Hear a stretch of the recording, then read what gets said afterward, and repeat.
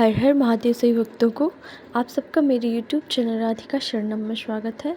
आइए हम पूज्य कौशिक जी महाराज के श्रीमुख से बैसाख मास के महत्व और बैसाख मास में किस प्रकार से स्नान करें कि हमें पुण्य फल की प्राप्ति हो, हम जानते हैं। महीने में जो भोर होने से पहले, सूर्य उदित होने से पहले जो स्नान के लिए सूर्य उदय से पहले आगे के लिए बढ़ते हैं, इसमें लिखा है कि लक्ष्मी नारायण भगवान दोनों उनके ऊपर अति प्रसन्न हो जाते हैं। उनके जीवन में दरिद्रता नहीं रहती। वैशाख मास, इसमें स्नान सूर्य उदय से पहले ही हो, सूर्य उदित होने से पहले। लिखा लक्ष्मी साहु भगवान प्रीति तस्मिन करोत्वल। लक्ष्मी नारायण बड़ी प्रीति करते हैं उनके ऊपर, बड़ी मेहरबानी, बड़ी कृपा करते हैं। तद वैशाख स्नानेन विष्णु प्रीत्यात् संशया, इसमें कोई संशय नहीं है। वैशाख स्नान ऋतंजान उदय वष्टन मोदते, इसमें बिल्कुल संशय नहीं है। जो वैशाख स्नान रत मनुष्य को देखकर हर्षित होते हैं, जो वैशाख में स्नान करते हैं, माघ में स्नान करते हैं, अगेन कार्तिक में स्नान करते हैं, जो लोग ऐसे लोगों को देख करके प्रसन्न होते हैं, उनके ऊपर भी भगवान विष्णु अति प्रसन्न हो जाते हैं। आप लिख ही रहे हैं तो लिख लीजिएगा। वैशाख मास में सूर्य उदित होने से पहले स्नान करने वाले लोगों को 10,000 अश्वमेध यज्ञ करने का पुण्य प्राप्त होता है। तालियां मरीमरा ही बजाओगे, मानोगे नहीं।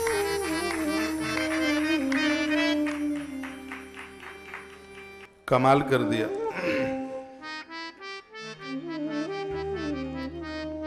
तानी सर्वाणी राजेंद्र संति वाइलप के जले तावल्य खिलपापानी गजंती यम शासन। वैशाख मास में सिर के ऊपर गिरने वाला जो पानी है, एक एक बूंद पापों को काटती है। साधारण जल भी गंगा का रूप धारण कर लेता है। वैशाख मास में भोर में जल्दी स्नान करने पर, ब्रह्म मुहूर्त के समय स्नान जो नहीं करता, ये भी लिख लें, जब सब लिख ही रहे हैं, सब कुछ लिख ही रहे हैं। वैशाख मास में जो ब्रह्म मुहूर्त में सुबह स्नान नहीं करता, वह यमपुर में लिखित उसके पापों को भोगने के लिए यमराज की देहली पर मत्था जरूर टेकता है, उससे बच नहीं पाएगा। सत्कर्म करेगा तो विष्णु भगवान के घर जाएगा, और गड़बड़ी करी है तो यमराज की देहली पर पहुंचना होगा ही। हे मुनिवर, व्यक्ति को चाहिए कि वैशाख, माघ और अगहन और उसका कार्तिक किसी न किसी तीर्थ में निकले, भोर में जल्दी स्नान करके अपने कर्तव्यों को पूरा करे। लिखा है न माधव समो माशो न कृते न युगम समम न च वेद समम शास्त्रम तीर्थम गंगाया समम न जलेन समम दानम। देखो, आप ये कहते होंगे कि महाराज जी सहयोग की वजह से जल का इतना बड़ा इन्होंने फलश्रुति का वर्णन किया है। इसमें लिखा है कि महीनों में वैशाख की तुलना कौन करेगा, युगों में सतयुग की तुलना कौन करेगा, शास्त्रों में वेद की तुलना कौन करेगा, नदियों में गंगा की तुलना कौन करेगा, और दानों में जल की तुलना कौन करेगा। ना जले न समम दान। वैशाख मास के लिए कहा है ना जले न समम दानम, जल का दान सर्वोच्च दान है। ना सुखम भार्यया समम, जो लोग घरवालियों से लड़ते हैं वो सुन लें, देवियों से जो लड़ते हैं वो सुन लें। ना सुखम भार्यया समम, तुम्हारा कुटुंब खानदान कितना भी बड़ा हो, बहुत लोग हों उस परिवार में, जितना सुख आपको आपकी गृहिणी पत्नी दे सकती है, उतना सुख तुम्हें कोई नहीं दे सकता।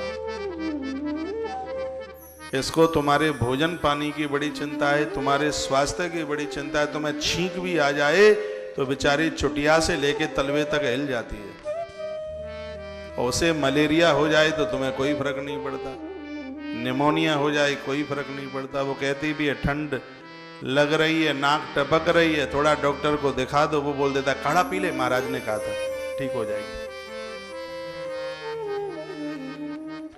तो लिखा है ना सुखम भार्यया समम। पत्नी सर्व प्रकार से पति को सुख पहुंचाती है, धर्म कर्म से जोड़ती है, पूजा पाठ से जोड़ती है। आप में बहुत तो सज्जन ऐसे होंगे जो भगवान के भगत घरवाली की वजह से ही बने हैं, नहीं तो ये अगरबत्ती भी नहीं पकड़ना जानते थे कि चंदन कैसे लगाया जाता है, पता ही नहीं था। ये हमारी बहनों ने, माताओं ने ही इनको पुजारी बना दिया, भगत बना दिया। अब इसमें लिखा है, एक बार फिर दर्शन कर लो, ये ग्रंथ का दर्शन करो भैया, बड़ा मलूक ग्रंथ है। कहा कि ईश्वर से जोड़ने में तुम्हारी गृहिणियों का बड़ा योगदान है, तुम्हें भगवान से जोड़ने में और सर्व प्रकार से तुम्हारा ख्याल रखने में। 7 भामर पढ़ने वाली तो अच्छे माता पिता की बेटी तुम्हारे घर में पत्नी बनकर के आई है, उसका मुकाबला कौन कर सकता है? चाई माई मई की माई, उनकी बात नहीं करता हूं मैं। हाँ, हम तुम राजी क्या करे काजी, ये तो 2.5 दिन संबंध जुड़ते हैं, बाद में बड़े इनमें झगड़े होते हैं, मारपीट होती है, तलाक इन्हीं के तो होते हैं ज्यादा। लेकिन जो 7 भामरें पड़ी हैं, मेरी पहली, कैसे मेरी पहली भमरिया रे अबई तो बेटी बापई की, मेरी दूसरी भमरिया रे, फिर तीसरी, चौथी, अरे वो तो बात ही अलग है। फिर उसमें चाई माई मई की माई नहीं है, वहां तो बड़ा सब नियमों को, उसमें तो हल्दी चढ़ने पर भी रंग बड़ा चोखा आया भैया, वो तो सिगरे काम ही बड़े मलूक भाई। तो लिखा है कि जितना सुख पत्नी के द्वारा कोई नहीं दे पाता, न जले न समम दानम ना सुखम भार्यया समम। एक बड़ी इसमें सुंदर बात कही है, वो सुन लें आप। वो ये कहा है कि जब कोई घाटा हो जाए, बहुत बड़ा कोई नुकसान हो जाए, परिवार का कुनबा संग छोड़ देगा, लेकिन एक ऐसी पत्नी है जो संग नहीं छोड़ सकती, साथ नहीं छोड़ सकती। इस ग्रंथ प्रमाणित करता है। राजा हरिश्चंद्र का संग देने के लिए माता तारा बिकने को तैयारी नहीं हुई, बिक गई, पति का संग नहीं छोड़ा। सुशीला ने भरी गरीबी में अपने पति सुदामा का साथ नहीं छोड़ा, और जब जब पति को तकलीफ होती है, दिक्कत होती है, वो बेचैन होता है, तब आंख में आंसू भर के कह देती है, आप काहे को चिंता करते हैं, तुम अकेले नहीं हो, हम हैं ना तुम्हारे संग, आप चिंता ना कीजिए, सर्व प्रकार से हम तुम्हारे संग हैं, हम तुमसे कपड़ा लत्ता नहीं मांगेंगे, हम तुमसे कुछ भी नहीं मांगेंगे, आप मुस्कुराते रहिए, सब दिन आराम से निकल जाएंगे। कोई भगवान हमने बेच खाया थोड़े ही है, परमात्मा जरूर हमारी सुनेगा। ये माताएं खर्चे के लिए भले ही तुमसे कितना भी रुपया मांगती हो, लेकिन जब कोई दिक्कत परेशानी आती है तो जितनी सहूलियती एक पत्नी तुम्हें देती है उतनी कोई नहीं दे सकती। इसलिए पत्नी को सच्चा मित्र कहा है ग्रंथों में, इसलिए पत्नी को सच्चा मित्र कहा, और ऐसा मित्र जो कि कभी तुम्हारा संग नहीं छोड़ सकता। यह देवी कभी तुम्हारा साथ नहीं छोड़ सकती। यह कथा नारद जी सुना रहे तो आंखें डबडबा गई। नारद जी कहते हैं, भार्या के द्वारा जीवन में भौतिक, लौकिक और अलौकिक जो सुख आनंद मिलता है, उसकी गुणवत्ता, उसकी महिमा शब्दों में बांधी नहीं जा सकती।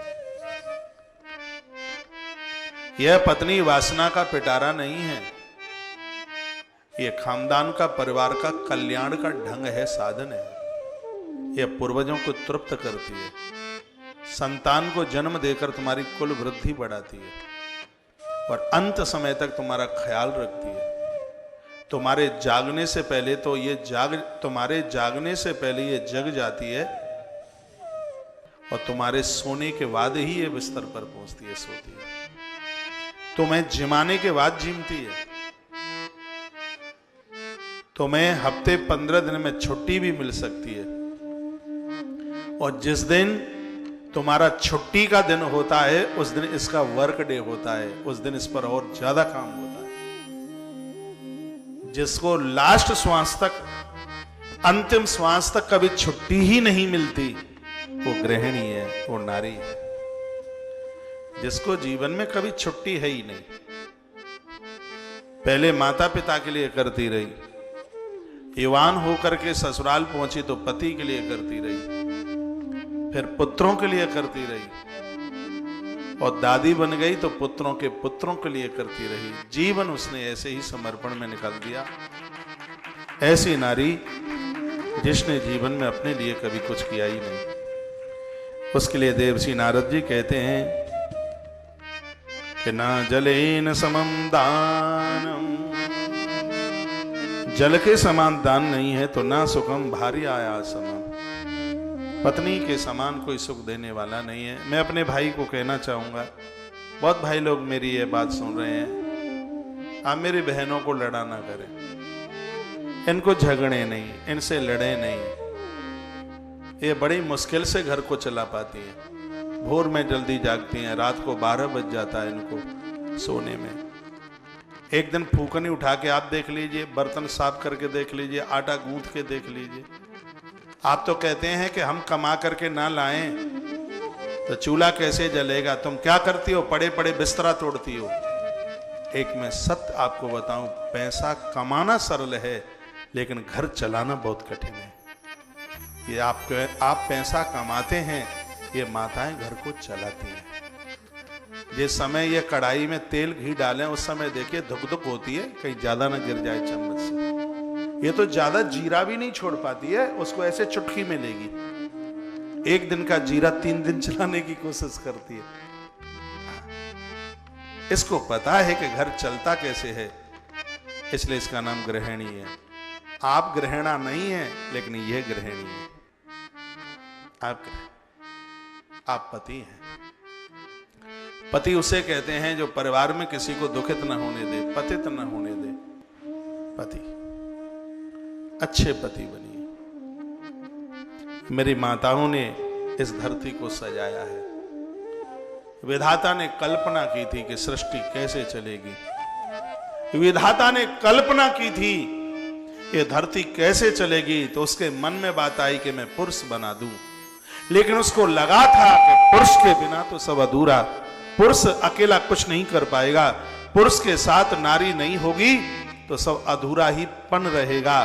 तो उसने अपने शरीर को 2 भागों में बांटा, एक से पुरुष मनु तो दूसरे से माता शत्रुपा।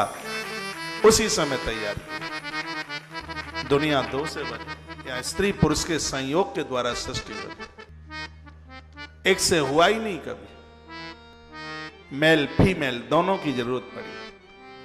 कभी ये कहना मत कि घर को मैं चलाने वाला हूं, ये आपकी सहयोगिनी भी इसका बहुत बड़ा सहयोग है। जब तुम्हारी छाया तुम्हारा संग छोड़ देगी, ये माता सुशीला ने सुदामा को ये बात कही थी, नाथ तुम्हारी छाया तुम्हारा संग छोड़ सकती है लेकिन ये ब्राह्मणी तुम्हारा संग नहीं छोड़ेगी कभी। ये माता सुशीला के शब्द।